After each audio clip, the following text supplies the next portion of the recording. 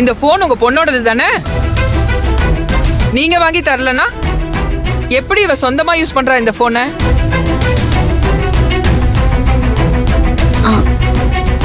மது, இது யாரோட போனு?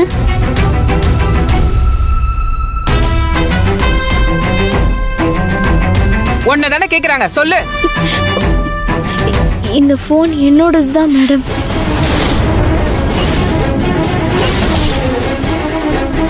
உங்க பொண்ணு சொல்றத கேட்டீங்களா? இவ இந்த போனை டெய்லி ஸ்கூலுக்கு கொண்டு வந்து யாருக்கும் தெரியாம யூஸ் பண்ணிட்டு தான் இருந்திருக்கா. இன்னைக்கு என்கிட்ட வசமா மாட்டிக்கிட்டா. உங்க பொண்ணு போனை வச்சு என்ன பண்றான்னு தெரியுமா? சோசியல் மீடியால ஒரு ஐடி கிரியேட் பண்ணி அதுல ஆடுறது பாடுறதுன்னு இவளே வீடியோ கிரியேட் பண்ணி ரீல்ஸ் எடுத்து போட்டுட்டு இருக்கா. இவ போடுற ரீல்ஸ் எல்லாம் வைரல் ஆயிட்டு இருக்கு. இவளுக்கு எவ்வளவு ஃபாலோவர்ஸ் இருக்காங்கன்னு தெரியுமா?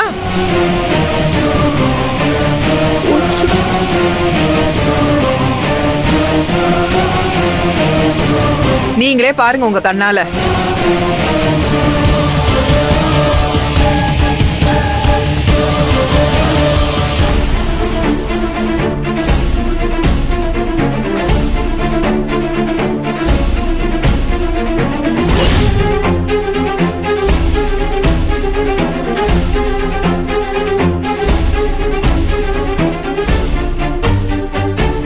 பாத்தீங்களா உங்க பொண்ணு என்ன பண்ணி வச்சிருக்கான்னு?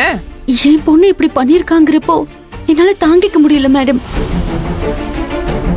உங்க பொண்ணு ரீல்ஸ் போடுறேன்னு படிக்கிற எங்க பசங்களையும் சேர்த்துக்கிட்டு அவ போட்ட ரீல்ஸ் எல்லாம் காட்டிக்கிட்டு இருக்கா.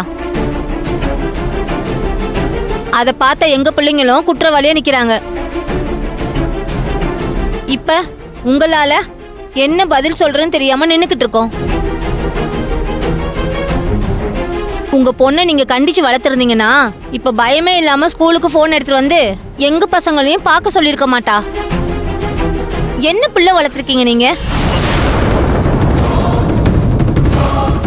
நீங்க சொல்ற மாதிரி நான் என் பொண்ணு பொறுப்பு இல்லாம வளர்க்கலங்க. கண்டிப்போட தான் வளர்த்தேன். கொஞ்ச நாளைக்கு முன்னாடி கூட போன் வேணும்னு கேட்டா. ஏன்னு கேட்டதுக்கு எங்க கிளாஸ் மிஸ் சப்ஜெக்ட் எல்லாம் போன்ல அனுப்புறேன்னு சொன்னாங்க. அதனால படிக்கிறதுக்கு போன் வேணும்னு கேட்டா.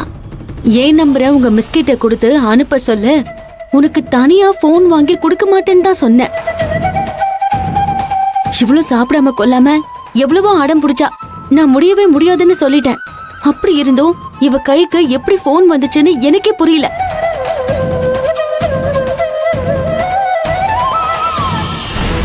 மது, சொல்லு, உனக்கு எப்படி இந்த போன் வந்துச்சு சொல்லு.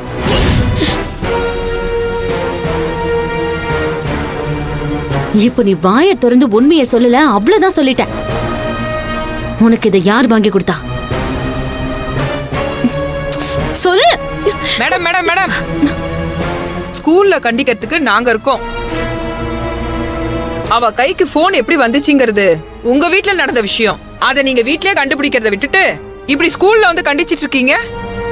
சாரி மேடம், ஒரு எமோஷனல்ல கைய ஓங்கிட்டேன்.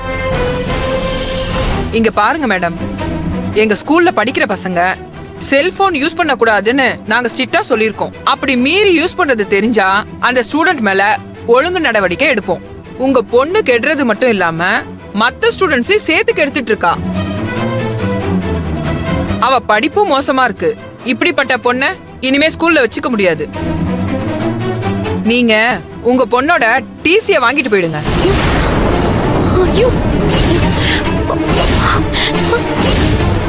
ஐயோ, என்ன மேடம் சொல்றீங்க? என் பொண்ணுக்கு டிசி கொடுக்க போறீங்களா? ஆமாங்க, இப்படி ஒரு மோசமான பொண்ணு எங்க ஸ்கூலுக்கு தேவையே இல்ல. ஐயோ கடவுளே, பிரின்சிபல் மேம் எனக்கு டிசி கொடுக்க போறேன்னு சொல்றாங்களே. மேடம், அப்படிலாம் என் பொண்ணு வெளியில அனுப்பிடாதீங்க. இவளோட ஃபியூச்சரே ஸ்பாயில் ஆயிடும். Please madam. அதெல்லாம் முடியாதுங்க. ஒரு ஸ்டூடெண்ட் சரியா படிக்கலன்னா அதுக்கு ஸ்பெஷல் கேர் எடுத்து நல்ல முறையில படிக்க வைக்க நாங்க ட்ரை பண்ணுவோம். ஆனா டிசிப்ளின் இல்லாத ஸ்டூடெண்ட்ட எங்களால வச்சுக்கிட்டு சகிச்சிட்டு இருக்க முடியாது.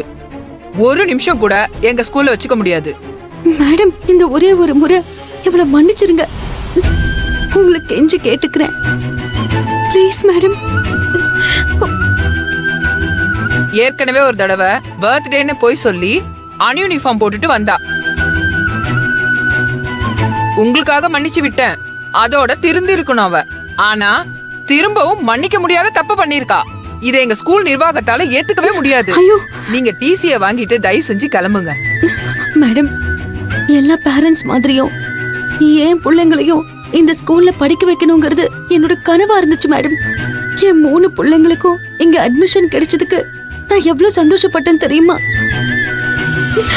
இப்படி ஒரு நல்ல ஸ்கூல்ல விட்டு இவ வெளியில வந்துட்டான்னா அதுக்கப்புறம் இவ சரியா படிக்கவே மாட்டா. இவளோட லைஃபே வீணா போயிடும் மேடம். Please madam.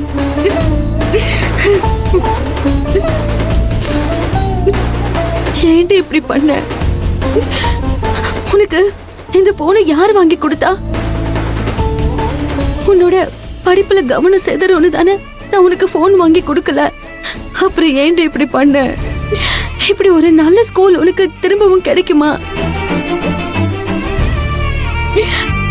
உன்னை படிக்க வச்சு ஒரு நல்ல நிலைமைக்கு கொண்டு வரணும்னு தானே நான் இவ்ளோ கஷ்டப்பட்டுட்டு இருக்கேன். நீ அதை புரிஞ்சுக்காம நீ ஏன் உன் வாழ்க்கையை கெடுத்துக்கிறியே?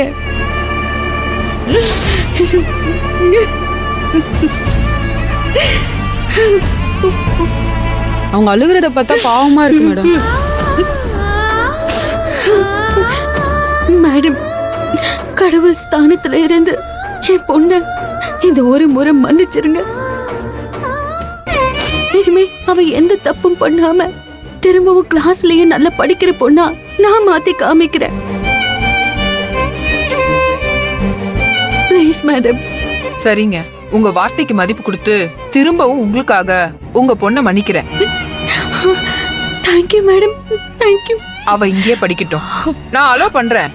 ஆனா அவளுக்கு குறைஞ்சபட்ச பனிஷ்மெண்டா 1 வாரத்துக்கு சஸ்பெண்ட் பண்றேன். இதான் லாஸ்ட் வார்னிங். 1 வாரம் சஸ்பென்ஷன் முடிஞ்சு வரப்ப உங்க பொண்ணு டிசிப்ளின் ஆகும். படிப்புல மட்டும் கவனமா இருக்கிற மாதிரி நீங்க பாத்துக்கோங்க. நிச்சயமா மேடம். என் பொண்ணு திரும்பவும் ஸ்கூலுக்கு வரப்போ நீங்க எதிர்பார்க்கிற குவாலிட்டியோட வருவா. என்ன நம்புங்க ப்ளீஸ் மேடம். சரி, நீங்க அவளை கூட்டிட்டு போங்க. Thank you madam.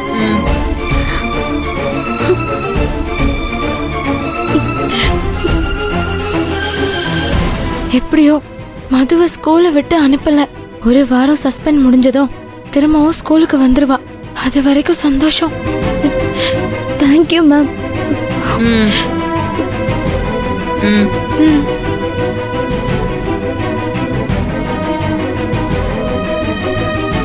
நீங்க உங்க பசங்களை கூட்டிட்டு போங்க.